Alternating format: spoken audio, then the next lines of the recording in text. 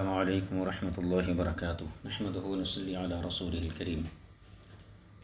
جامعہ انواری حیدرآباد باب العلم انواری educational society کی جانب سے تحابی شریف کے درس کا سلسلہ جاری ہے۔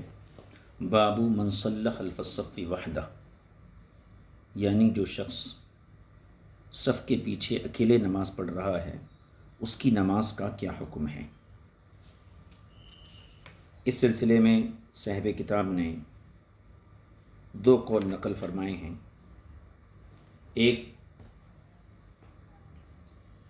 حنابلہ کا امام احمد بن حنبل کا۔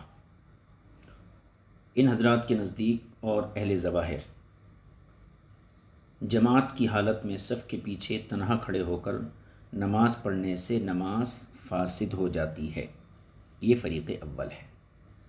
دوسری طرف احناف، شوافی، مالکیہ، ان حضرات کا مسلک یہ ہے کہ صف کے پیچھے تنہا نماز پڑھنے سے نماز فاسد یا باطل تو نہیں ہوتی ہے بلکہ نماز درست ہوتی ہے، البتہ ایسا کرنے والا گنہگار ہوگا اور ایسی نماز کراہت کے درجے میں ہوگی، لیکن واجب الاعادہ نہیں ہے۔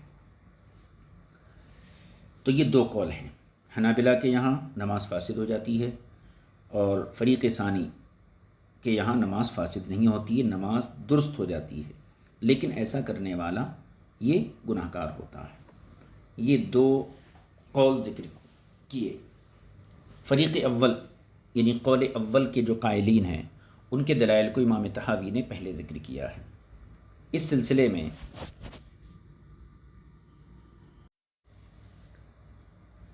سلسلے میں جو روایتیں پیش کی گئی ہیں، سب سے پہلے جو ہے یہ روایت ہے عمر بن راشد حضرت واصبہ سے روایت کرتے ہیں، اور اس روایت میں یہ چیز آپ کو نظر آئے گی کہ حضور اکرم صلی اللہ علیہ وسلم نے صف کے پیچھے تنہا نماز پڑھنے والے کو نماز کے اعادے کا حکم دیا۔ پہلے ہم یہ روایتیں پڑھ لیتے ہیں۔ امام طحاوی نے جو ہے 3 حدیثیں اس سلسلے میں فریق اول کی تائید میں پیش کی ہیں۔ دیکھیے، حدثنا ابو بکرۃ قال حدثنا ابو داود قال حدثنا شعبۃ تحویل سند، وحدثنا علی بن شیبۃ قال حدثنا یزید بن ہارون قال اخبرنا شعبۃ عن عمرو بن مرہ قال سمعت ہلال بن یساف یحدث عن عمرو بن راشد عن واصبۃ رضی اللہ تعالی عنہ۔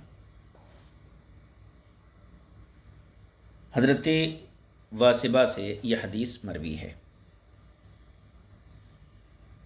حدیث یہ ہے ان رسول اللہ صلی اللہ تعالی علیہ وسلم رأى رجلا يصلي في خلف الصف وحده،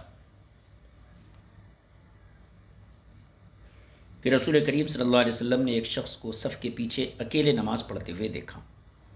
فأمره رسول اللہ صلی اللہ علیہ وسلم ان يعيد الصلاة، پس حضور نے اس شخص کو نماز لوٹانے کا حکم دیا۔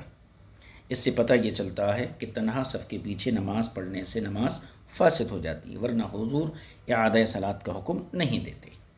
دوسری حدیث، حدثنا صالح بن عبد الرحمن قال حدثنا سعید بن منصور قال حدثنا حشیب عن حسین عن ہلال بن یساف قال، ہلال بن یساف سے یہ بھی مروی ہے، قال اخذ بیدی زیاد بن ابی الجعدہ،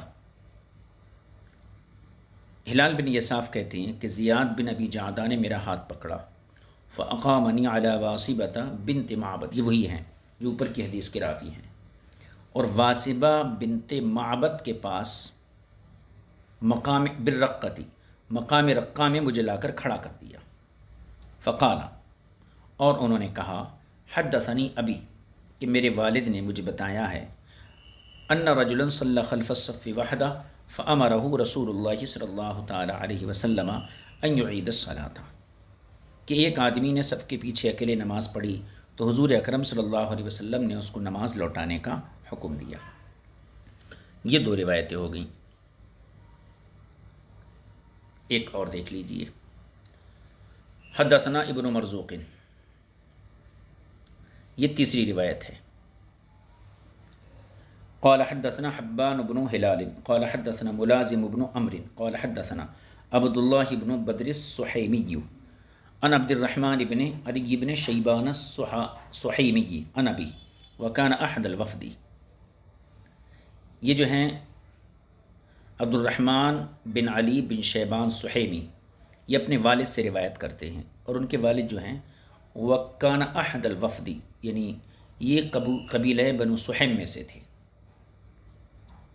قال صلیت خلف رسول اللہ صلی اللہ علیہ وسلم، یہ کہتے ہیں ان کے والد سے روایت کرتے ہیں میں نے رسول پاک صلی اللہ علیہ وسلم کی اقتداء میں نماز پڑھی، فقضى صلاتہ، حضور نے اپنی نماز جب مکمل کی،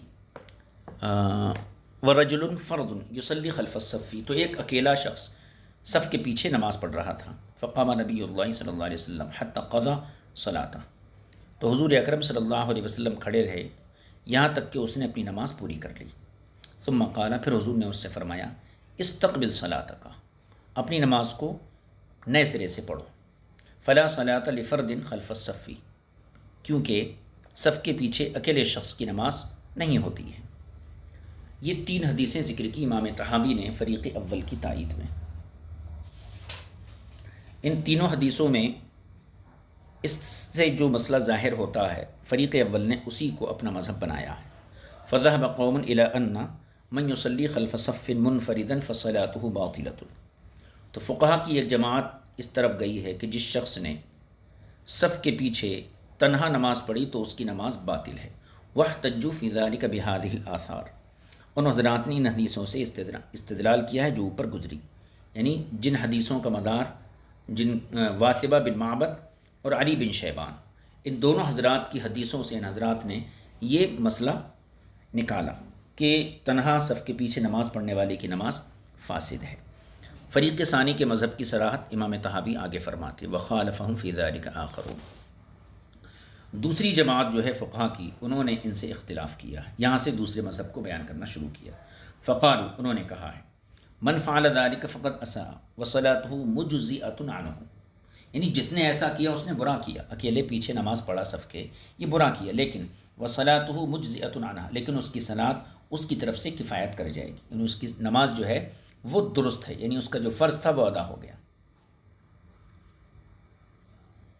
وقالوا، اور فریق ثانی نے کہا، اب یہاں سے فریق ثانی کی طرف سے فریق اول کے دلائل کا جواب دے رہے ہیں۔ وَلَيْسَ فِي هَذِهِ الْآثَارِ مَا يَدُلُّ عَلَى خِلَافِ مَا قُلْنَا، اور ان حدیثوں میں ہمارے نظریے کے خلاف کوئی دلیل نہیں ہے۔ کیوں؟ اب اس کو ذرا سمجھنا ہے۔ دیکھیے، امام طحاوی نے کہا کہ آپ نے جو روایتیں اپنے مذہب کی تائید میں پیش کی ہیں وہ 2 قسم کی روایتیں ہیں۔ ایک روایت تو واثبہ بن معبد کی ہے، جس میں صف کے پیچھے نماز پڑھنے والے کو نماز کے اعادہ کا حکم فرمایا، فَأَمَرَهُ رسول اللہ صلی اللہ علیہ وسلم أن يعيد الصلاة۔ اور دوسری روایت کیا ہے؟ دوسری روایت کے الفاظ یہ ہیں فلا صلاۃ لفرد خلف الصف، یہ علی بن شیبان کی روایت ہے۔ تو 2 قسم کی روایتیں آپ نے اپنے مذہب کی تائید میں پیش کی تھیں، واثبہ بن معبد کی اور علی بن شیبان کی۔ واثبہ بن معبد کی روایت میں حضور نے اعادہ صلاۃ کا حکم دیا، اور یہ علی بن شیبان کی روایت میں یہ ہے کہ صف کے پیچھے تنہا کھڑے ہونے والے کی نماز نہیں ہے۔ اب پہلے اول قسم کی روایت کا امام طحاوی جواب دیتے ہیں، یعنی پہلی قسم جس میں نماز کے پیچھے جماعت کے پیچھے اکیلے نماز پڑھنے والے کو حضور نے اعادہ صلاۃ کا حکم دیا، اس قسم کی جو روایتیں ہیں ان سب کا جواب امام طحاوی نے یوں دیا ہے کہ ایسی روایتوں میں 2 احتمال ہیں۔ ایک احتمال تو یہ ہے کہ صف کے پیچھے نماز ہی نہیں ہوتی ہے، جیسا کہ فریق اول نے کہا، لہذا حضور نے اعادہ صلاۃ کا حکم دیا، اور دوسرا احتمال یہ ہے کہ یہ اعادہ حکم، یعنی اعادہ صلاۃ کا جو حکم ہے یہ اس لیے نہیں کہ صف کے پیچھے نماز نہیں ہوتی اکیلے، بلکہ دوسری علت کی بنا پر حضور نے اعادہ صلاۃ کا حکم فرمایا، اور وہ دوسری علت کیا ہو سکتی ہے؟ وہ یہ ہے کہ نماز پڑھنے والے نے نماز کے صفات یا شرائط کا لحاظ نہیں رکھا تھا، جس کی وجہ سے نماز واجب الاعادہ ہوتی ہے، جیسا کہ حضرت رفاع اور ابو ہریرہ سے اس قسم کی روایتیں مروی ہیں کہ صفات اور شرائط پوری نہ کرنے کی وجہ سے حضور نے کئی مرتبہ نماز لوٹانے کا حکم فرمایا، اور بار بار حضور یہ کہتے رہے فصلی فإنک لم تصلی، فصلی فإنک لم تصلی۔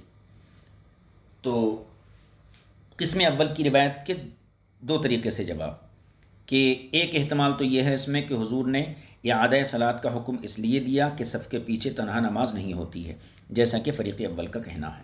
لیکن دوسرا احتمال یہ ہے کہ حضور نے اعادہ صلاۃ کا حکم اس لیے نہیں دیا تھا کہ صف کے پیچھے نماز باطل ہوتی ہے، بلکہ حضور کے حکم دینے کی علت کوئی دوسری چیز ہے، اور وہ علت کیا ہے کہ نماز پڑھنے والے سے نماز کے دوران کچھ اس کے شرائط ہیں، اس کے صفات ہیں، ان کا لحاظ اس نے نہیں رکھا، جس کی وجہ سے نماز واجب الاعادہ ہو جاتی ہے۔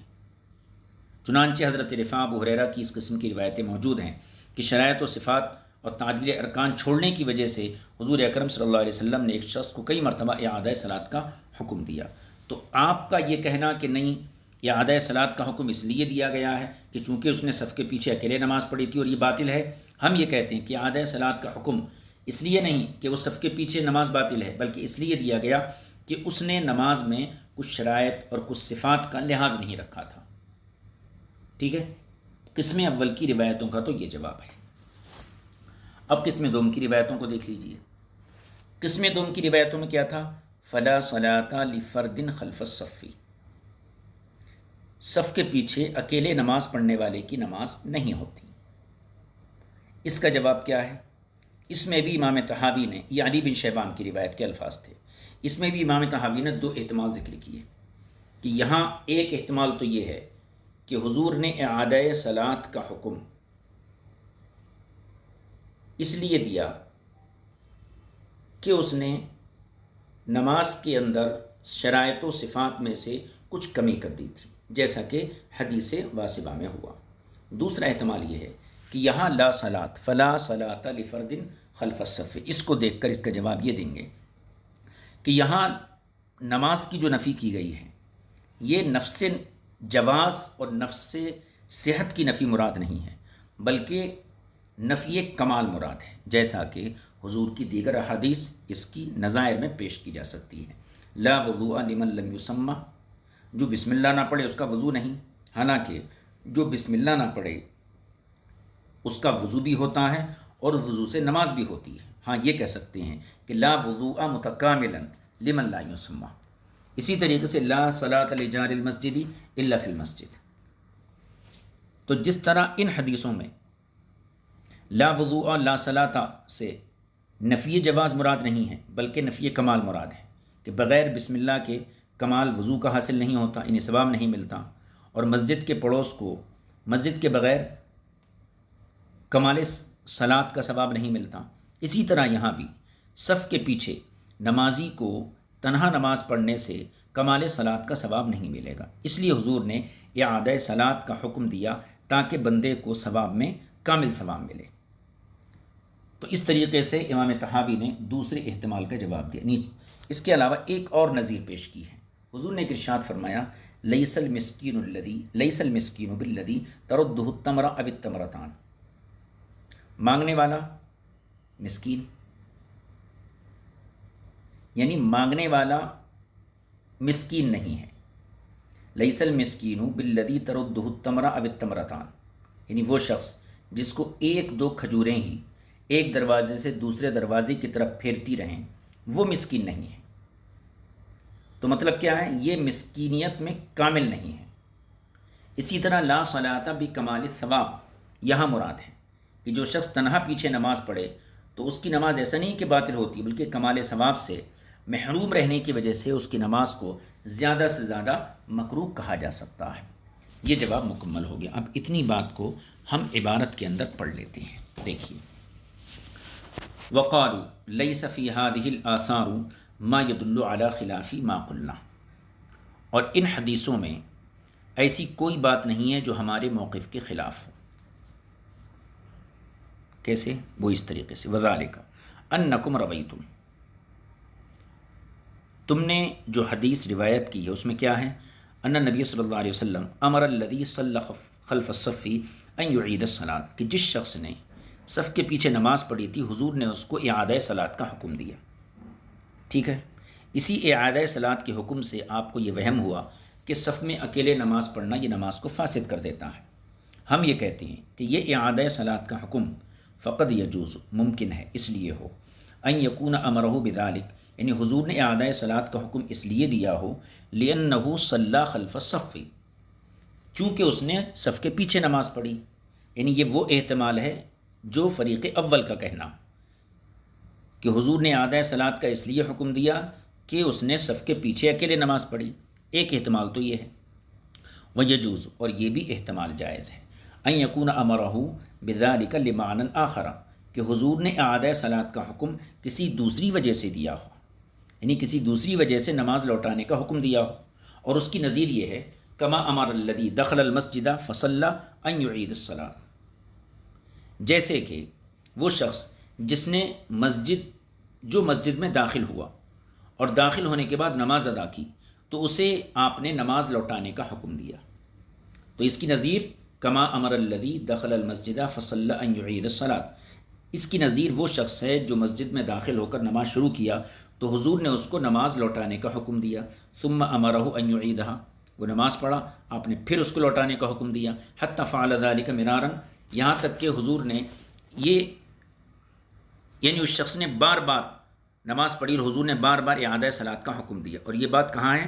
رفاعہ اور ابو ہریرہ کی حدیث میں ہے۔ ٹھیک ہے، آگے دیکھیے، فلم یکن ذالک لأنہ دخل المسجد فصلی، تو جس شخص کو حضور نے بار بار اعادہ صلاۃ کا حکم دیا تھا تو یہ اس لیے نہیں کہ اس نے مسجد میں داخل ہو کر نماز پڑھی تھی اس لیے حکم دیا ہو، ولکنہ لمعنی آخر، بلکہ حضور نے لمعنی آخر غیر ذالک، اس کے علاوہ دوسری وجہ سے حضور نے اعادہ صلاۃ کا حکم دیا تھا۔ اس کو ہم دیکھ لیتے ہیں۔ صف کے پیچھے نماز پڑھنے والے کو حضور نے اعادہ صلاۃ کا حکم دیا، تو اس میں دوسرا احتمال کیا ہے کہ دو احتمال ہیں، ایک احتمال تو یہ ہے کہ اس نے صف میں اکیلے نماز پڑھی تھی اس لیے اعادہ صلاۃ کا حکم دیا، دوسرا احتمال یہ ہے کہ اس کو اعادہ صلاۃ کا حکم کسی دوسری وجہ سے دیا تھا، جیسے کہ اس کی نظیر ہے کہ ایک شخص مسجد میں داخل ہو تو حضور نے اس کو بار بار اعادہ صلاۃ کا حکم دیا، تو یہ اس لیے نہیں دیا کہ اس نے مسجد میں داخل ہو کر نماز پڑھی تھی، جیسے کہ یہاں پر صف کے پیچھے کھڑے ہونے میں اکیلے نماز پڑھی تھی اس لیے حضور نے اعادہ صلاۃ کا حکم نہیں دیا تھا، بلکہ اس شخص کو حضور نے ایک دوسری وجہ سے اعادہ صلاۃ کا حکم دیا تھا، کیونکہ اس نے وَهُوَ تَرْكُهُ إِصَابَةَ فَرَائِضِ الصَّلَاةِ، کیونکہ اس نے نماز کے فرائض میں سے کچھ کمی کر دی تھی، نماز کے شرائط میں کچھ چھوڑ دیا تھا، اس لیے اعادہ صلاۃ کا حکم دیا تھا۔ اسی طرح یہاں پر بھی صف کے پیچھے تنہا پڑھنے والے کو اعادہ صلاۃ کا حکم اس لیے دیا گیا کہ اس نے نماز کے شرائط و فرائض و ارکان میں سے کچھ کمی واقع کر دی تھی۔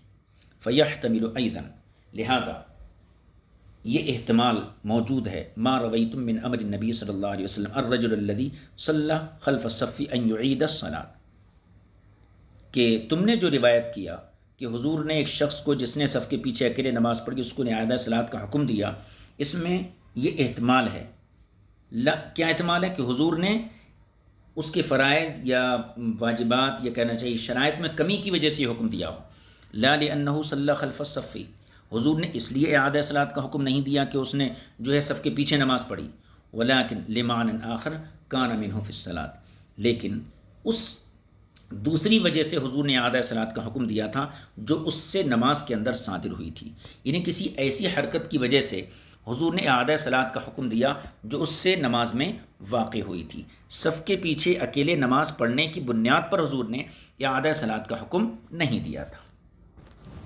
یہ بات مکمل ہو گئی۔ دیکھیے آگے امام طحاوی فرماتے ہیں، وفی حدیث علی بن شیبان معنی زائد علی المعنی الذی فی حدیث واصبہ، یعنی دو قسم کی حدیثیں تھیں، ایک حدیث تو واصبہ بن معبد کی تھی، اس میں حضور نے صرف اعادہ صلاۃ کا حکم دیا۔ امام طحاوی کہتے ہیں لیکن علی بن شیبان کی حدیث کے اندر جو ہے واصبہ کی حدیث سے زائد معنی بھی موجود ہے، اور وہ کیا ہے؟ اب ہم اس حدیث کو پڑھیں گے، اس میں کیا تھا؟ لا صلاۃ لفرد خلف الصف، اس روایت میں اس نماز کو دوبارہ پڑھنے کا حکم دیا اور ساتھ میں یہ بھی فرمایا کہ صف کے پیچھے اکیلے کی نماز درست نہیں ہے، تو اس میں ایک چیز کا اضافہ ہے.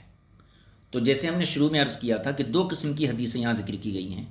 کچھ حدیثیں وہ ہیں جس میں اعادہ صلاۃ کا حکم ہے، جیسے واصبہ بن معبد کی، اور کچھ حدیثیں وہ ہیں جن میں یہ فرمایا گیا لا صلاۃ لفرد خلف الصف.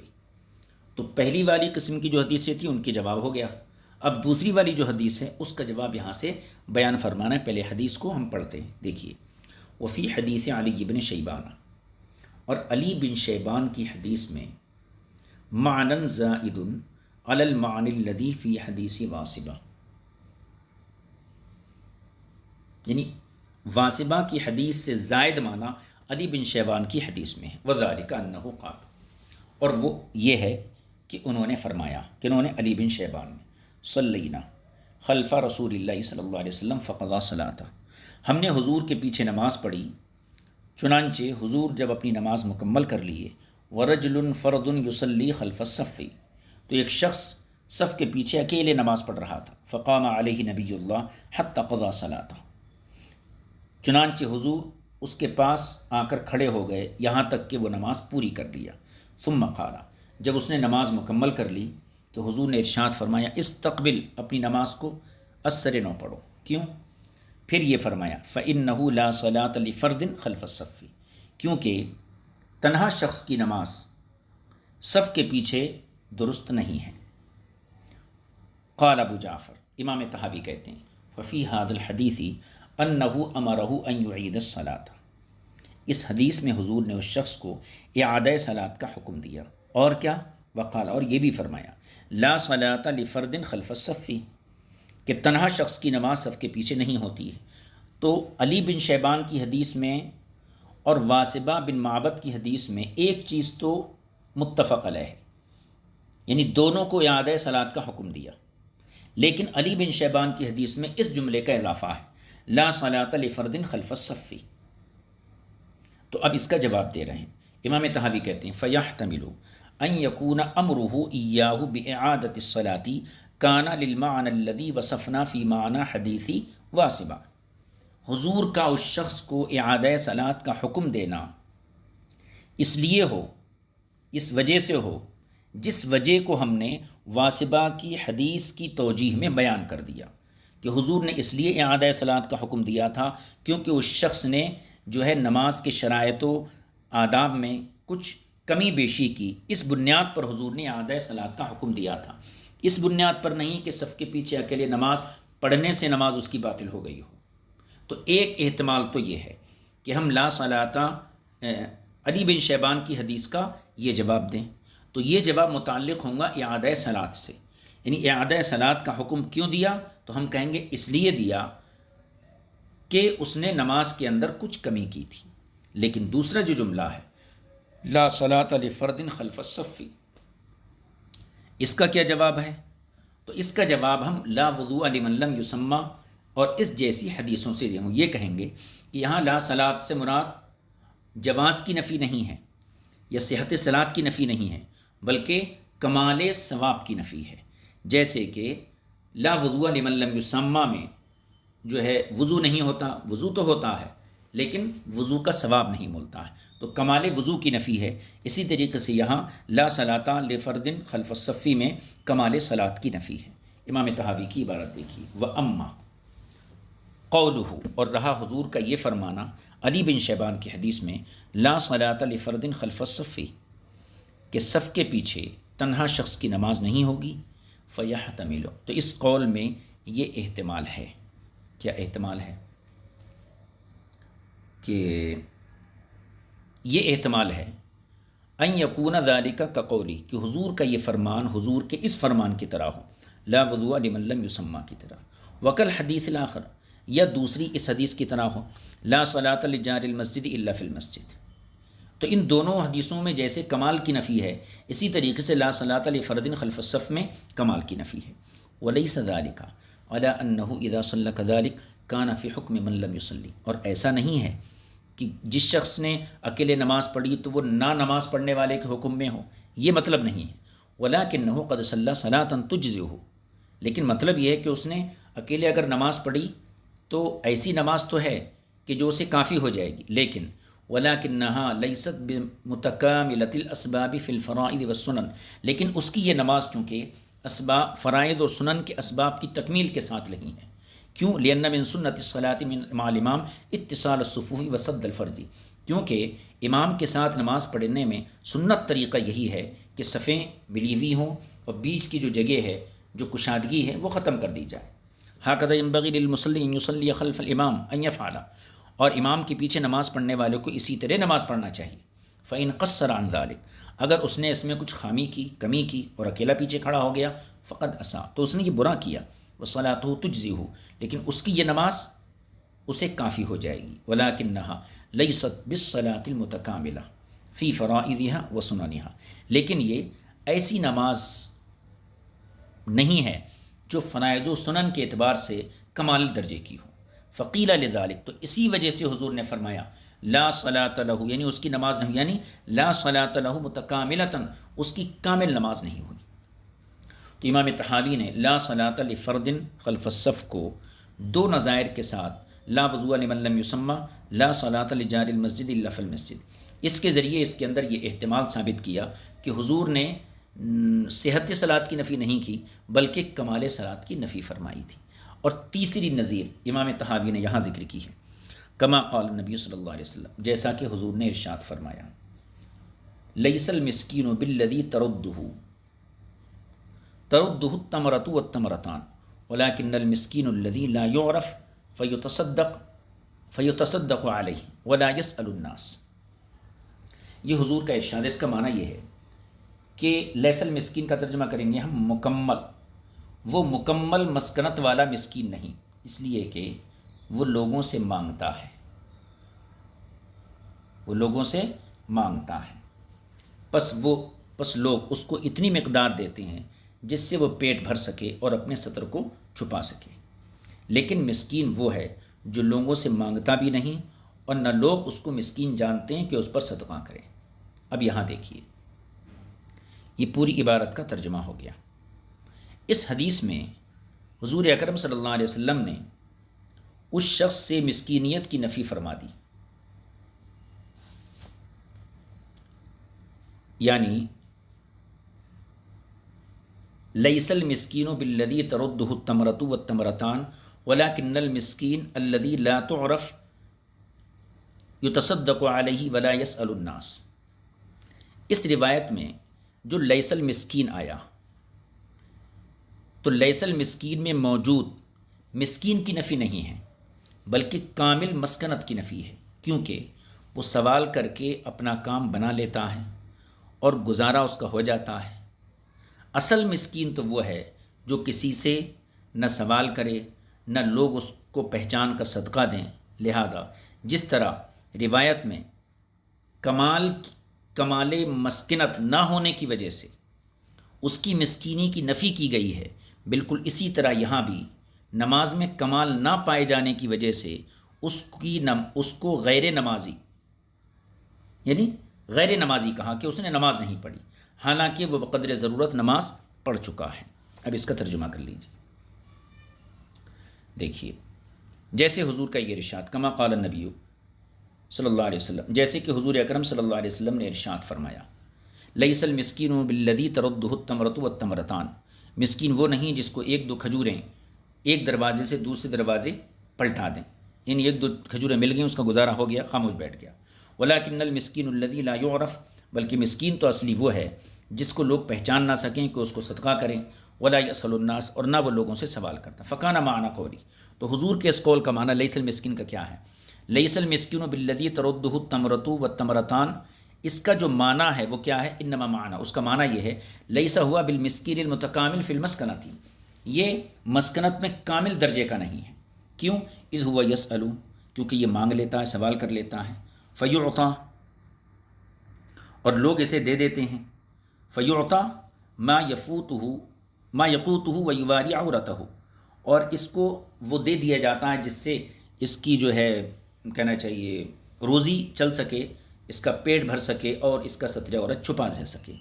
ولکن المسکین الذی لا یسأل الناس، لیکن اصلی مسکین تو وہ ہے جو لوگوں سے سوال بھی نہیں کرتا، ولا یعرفون، لوگ اس کو پہچانتے بھی نہیں، فیتصدقون علیہ، کہ وہ اس پر صدقہ کریں۔ فنفا فی ھذا الحدیث، اس حدیث میں حضور نے نفی کر دی کس کی؟ من کان مسکینا غیر متکامل اسباب المسکنۃ ان یکون مسکین، یعنی جس کے پاس مسکنت کے پورے اسباب نہیں ہیں اس کے لیے حضور نے مسکینیت کی نفی کر دی۔ تو اصل میں مسکینیت کی نفی نہیں بلکہ مسکینیت یعنی کامل مسکنت کی نفی ہے۔ فیحتمل، لہذا حدیث میں بھی یہی احتمال ہے، ان یکون ایضا انما نفع بقولی، کہ حضور نے یہاں پر اپنے قول سے لا صلاۃ لمن لا صلاۃ لمن صلی خلف الصف وحدہ، کہ جو تنہا صف کے پیچھے نماز پڑھ اس کی نماز نہیں ہوگی، تو اس قول میں بھی حضور نے کس چیز کی نفی کی؟ کمال صلاۃ کی، یعنی من صلی خلف الصف ان یکون مصلیا، کہ وہ مصلی تو ہے لیکن لأنہ غیر متکامل اسباب الصلاۃ، لیکن وہ نماز کے اسباب و شرائط کی تکمیل کرنے والا نہیں ہے۔ فہو قد صلی صلاۃ تجزو بی، اگرچہ اس نے ایسی نماز تو پڑھ لی جو اس کے لیے کافی ہو لیکن یہ کامل نماز نہیں۔ لہذا ان حدیثوں میں جو علی بن شیبان سے روایت ہوئی اس میں لا صلاۃ لفرد خلف الصف کا معنی یہ نہیں کہ پیچھے پڑھنے کی وجہ سے نماز اس کی باطل ہو گئی، بلکہ مطلب یہ ہے کہ نماز کے اندر جو کمال ہونا چاہیے اس کمال کی حضور نے نفی کی۔ لہذا فریق اول نے اپنے مذہب کی تائید میں جو دو روایتیں پیش کی گئی تھیں، واصبہ بن معبد کی، علی بن شیبان کی، امام طحاوی نے یہاں پر ان دونوں کا جواب پیش کر دیا۔ اب آگے چلیے، فإن قال قائل سے دو اعتراضات ہیں، ان دو اعتراضات کو امام طحاوی یہاں ذکر کر رہے ہیں۔ ان میں پہلا اعتراض تو یہ ہے کہ آپ نے جو قول کیا کہ صف کے پیچھے اکیلے کھڑے ہونے والے کی نماز ہو جاتی ہے، تو ہمارے مذہب کی جو دلائل تھی ان کا تم نے رد کر دیا، لیکن آپ کا اپنا جو مذہب ہے اس کی تائید میں آپ کے پاس کوئی دلیل ہے؟ فَإِنْ قَالَ قَائِلٌ، اگر کوئی کہنے والا یہ کہے، اعتراض کرے، فَهَلْ تَجِدُونَ عَنِ النَّبِيِّ صلی اللہ علیہ وسلم فِي هَذَا شَيْءٌ يَدُلُّ عَلَى مَا قُلْتُمْ، تو کیا تمہارے پاس حضور کی کوئی ایسی روایت، کوئی ایسی حدیث مرفوع ہے جو تمہارے مذہب پر دلالت کرتی ہو؟ قیل لہ، تو اس معترض سے کہا جائے گا ہاں ہمارے پاس ایسی حدیثیں موجود ہیں جو ہمارے مذہب کی تائید کرتی ہیں۔ پہلی حدیث حدثنا ابو بکرہ، یہ ہے، قال حدثنا ابو عمر الضریر قال اخبرنا حماد بن سلمة ان زیاد الاعلم اخبره عن الحسن عن ابی بکرہ قال جئت ورسول اللہ صلی اللہ علیہ وسلم راکع وقد حفظني النفس، حضرت ابو بکرہ کہتے ہیں کہ میں مسجد میں حاضر ہوا اس حال میں کہ حضور رکوع کی حالت میں تھے، حضور رکوع فرما رہے تھے، میں مسجد میں داخل ہوا، وقد حفظني النفس، اور مجھے میرے نفس نے ابھارا، کس بات پر؟ کہ میں جلدی سے جو ہے رکوع میں شریک ہو جاؤں، فرکعت دون الصف، تو میں نے جماعت کی صف سے الگ، یعنی صف میں نہیں، صف کے پیچھے ہی جو ہے رکوع میں چلا گیا میں، ثم مشیت الی الصف، پھر میں چلتے چلتے صف میں شریک ہو گیا، فلما قضى رسول اللہ صلی اللہ علیہ وسلم الصلاۃ، جب حضور اکرم صلی اللہ علیہ وسلم نماز سے فارغ ہوئے تو حضور نے کیا فرمایا؟ قال ایکم الذی رکع دون الصف، تم میں کون ہے جس نے صف کے پیچھے اکیلے رکوع کیا تھا؟ قال ابو بکرہ، تو حضرت ابو بکرہ نے عرض کیا انا یا رسول اللہ، میں نے ایسا کیا تھا۔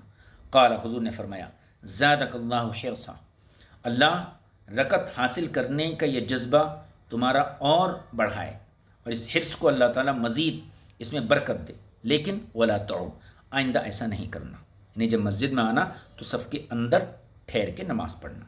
یہ حدیث ہو گئی ابو بکرہ کی۔ امام طحاوی نے اس حدیث کو دو سندوں کے ساتھ یہاں ذکر کیا، دوسری سند بھی ہم پڑھ لیتے ہیں۔ حدثنا الحسین بن حکم الحبری قال حدثنا عثمان بن مسلم قال حدثنا حماد بن سلمہ فذکر باسنادہ مثلہ، عفان بن مسلم نے اپنی سند سے اس حدیث کو اسی طرح نقل کیا، دو سندیں ہو گئیں۔ تیسری سند حدثنا فہد قال حدثنا الحمانی قال حدثنا یزید بن زریع عن سعید بن ابی عروبہ عن زیاد الاعلم قال حدثنا الحسن ان ابا بکرۃ، حضرت ابو بکرہ رکع دون الصف، صف سے پیچھے رکوع میں چلے گئے، فقال لہ النبی صلی اللہ علیہ وسلم، حضور نے ان سے فرمایا زادک اللہ حرصا ولا تعود، اللہ رکعت پانے کی محبت کو بڑھائے لیکن آئندہ یہ کام نہیں کرنا۔ اب یہ ابو بکرہ کی حدیث کو امام طحاوی نے 3 سندوں کے ساتھ ذکر کر دیا۔ اس میں دیکھیے کیا ہے۔ امام طحاوی کہتے ہیں قال ابو جعفر ففی هذا الحدیث انہ رکع دون الصف، اس حدیث میں یہ بات بالکل وضاحتاً معلوم ہوئی کہ حضرت ابو بکرہ نے جماعت کی صفوں سے الگ اکیلے رکوع کیا۔ فلم یأمرہ النبی صلی اللہ علیہ وسلم بإعادۃ الصلاۃ، اور حضور نے ان کو نماز لوٹانے کا حکم نہیں دیا، ٹھیک ہے۔ فلو کان من صلی خلف الصف لا تجزئہ صلاتہ، تو اگر ایسا ہوتا کہ صف کے پیچھے اکیلے نماز پڑھنے والے کی نماز کافی نہیں ہوتی، لکان من دخل فی الصلاۃ خلف الصف لا یکون داخلا فیہا، تو جو شخص صف کے پیچھے رہتے ہوئے جماعت میں شریک ہو گیا تو اس کو جماعت میں شریک نہیں مانا جاتا۔ الا ترى، کیا آپ نہیں دیکھتے ہیں؟ پھر یہاں پہ ایک مثال پیش کی، الا ترى من صلی علی مکان قذر ان صلاتہ فاسدۃ، کیا آپ نہیں دیکھتے ہیں کہ جو شخص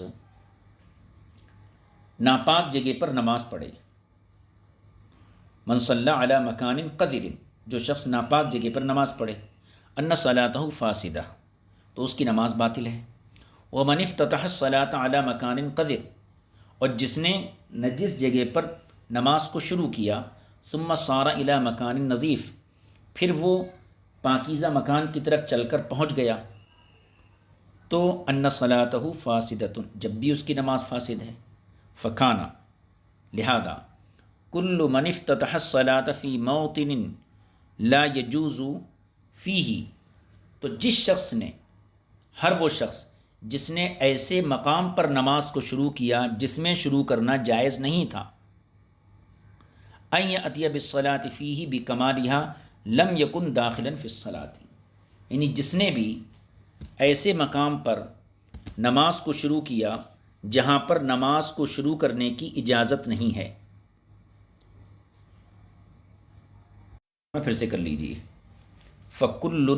فکان کل من افتتح الصلاۃ فی موطن لا یجوز له فیہ ان یأتی بالصلاۃ فیہ بکمالها لم یکن داخلا فی الصلاۃ، یعنی جو بھی شخص جس نے نماز کو ایسی جگہ میں شروع کیا تو اسے جائز نہیں ہے کہ وہ اس میں نماز کو اس کے کمال کے ساتھ ادا کر سکے، اور وہ نماز میں شمار نہیں ہوگا، نماز میں اس کا داخلہ شمار نہیں کیا جائے گا۔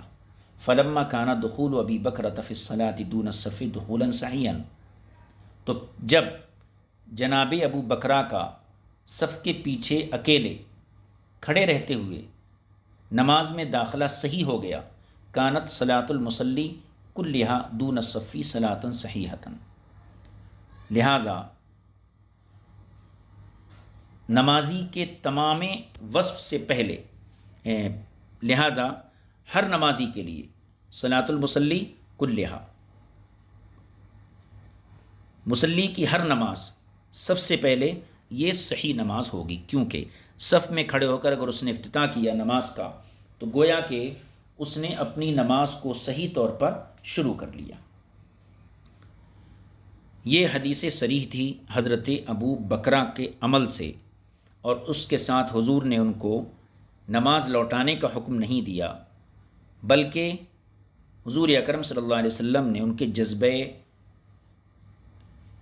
جماعت کی تعریف کی اور اس کے لیے دعا فرمائی، لیکن نماز کے لوٹانے کا حکم نہیں دیا۔ اس سے یہ پتہ چلا کہ ان کی وہ نماز ہو گئی اور ان کا داخلہ نماز میں درست تھا۔ یہ ایک اعتراض اور اس کا جواب ہوا۔ اب اس کے بعد دوسرا اعتراض ہے، فَإِنْ قَالَ قَائِلٌ سے فَمَا مَعْنَى قَوْلِي وَلَا تَعُدْ قِيلَ لَهُ ذَلِكَ عِنْدَنَا يَحْتَمِلُ مَعْنَيْنِ، یہ اعتراض اور اس کے ساتھ کچھ اور روایتیں ہیں، ان کو انشاءاللہ تعالی ہم آئندہ درس میں پیش کریں گے۔ آج کی ہماری گفتگو کا خلاصہ یہ ہے، صاحب کتاب نے باب باندھا کہ اکیلے صف کے پیچھے نماز پڑھنے کا کیا حکم ہے۔ فریق اول کی طرف سے امام طحاوی نے 2 روایتیں پیش کی، واصبہ بن معبد کی اور علی بن شیبان کی۔ واصبہ بن معبد کی روایت میں حضور نے اعادہ صلاۃ کا حکم دیا، اور علی بن شیبان کی روایت میں 2 چیزیں تھیں، اعادہ صلاۃ کا حکم بھی ہے اور لا صلاۃ لفرد خلف الصف کے الفاظ بھی ہیں۔ امام طحاوی نے پہلی والی روایت کا جواب دو طریقے سے دیا، اس کے اندر دو احتمال نکالے۔ ایک احتمال تو وہی نکالا جو فریق اول کا کہنا ہے، دوسرا احتمال یہ نکالا کہ حضور کا حکم دینا کہ نماز لوٹاؤ یہ اس لیے نہیں تھا کہ ان کی نماز صحیح نہیں ہوئی، بلکہ یہ اس لیے نہیں تھا کہ انہوں نے تنہا پیچھے نماز پڑھی، بلکہ حضور کے اعادہ صلاۃ کا حکم دینا دوسری وجہ سے تھا۔ اور وہ وجہ کیا ہے؟ وجہ یہ تھی کہ انہوں نے نماز کے اندر کچھ شرائط و فرائض میں کچھ کمی بیشی کی، جس کی وجہ سے اعادہ صلاۃ کا حکم دیا گیا، اور اس کے کچھ نظائر امام طحاوی نے پیش کیے، جیسے لا صلاۃ لمن لم جیسے لا وضوء لمن لم یسمى، اس قسم کے نظائر امام طحاوی نے پیش کیے۔ پھر کہاں گیا؟ نہیں، حضرت ابو رفاع اور ابو ہریرہ، ان کی جو حدیثوں میں آیا کہ ایک شخص مسجد میں داخل ہوا اور اس کو حضور نے بار بار نماز پڑھنے کا حکم دیا، تو اس حدیث کو امام طحاوی نے یہاں اپنے احتمال کی ترجیح میں اور اس کی تائید میں امام طحاوی نے یہاں پیش کیا تھا۔ پھر دوسری قسم کی جو حدیثیں تھیں کہ لا صلاۃ لفرد خلف الصف، ان میں ان کا احتمال ذکری ہے کہ یہاں پر کمال کی نفی ہے، نفس نماز کی نفی نہیں ہے، اور اس کی نظائر میں لا وضوء لمن لم یسمى کو، لا صلاۃ لجار المسجد الا فی المسجد اور لیس المسکین والی حدیث کو پیش کیا۔ پھر اس کے بعد ایک اعتراض جو ہے کیا، تو اس اعتراض کے جواب میں امام طحاوی نے حضرت ابوبکر کے عمل کو پیش کیا۔ اب ایک دوسرا اعتراض ہے، اس اعتراض کا تعلق بھی حضرت ابوبکر کی حدیث میں حضور کے جو الفاظ ہیں ولا تعد، ان کلمات سے متعلق ایک اعتراض ہے، اس کو انشاءاللہ تعالی اور باقی دلائل کو آئندہ نشست میں آپ کی خدمت میں پیش کیا جائے گا۔ وصلی اللہ علی نبی الکریم وآلہ وصحبہ اجمعین۔ ہمارا جو دوسرا اعتراض رہیں گا فإن قال قائل فما معنی قولی ولا تعد، یہاں سے ہم آئندہ سبق پڑھیں گے۔ وصلی اللہ علی نبی الکریم وآلہ وصحبہ اجمعین والحمد للہ رب العالمین۔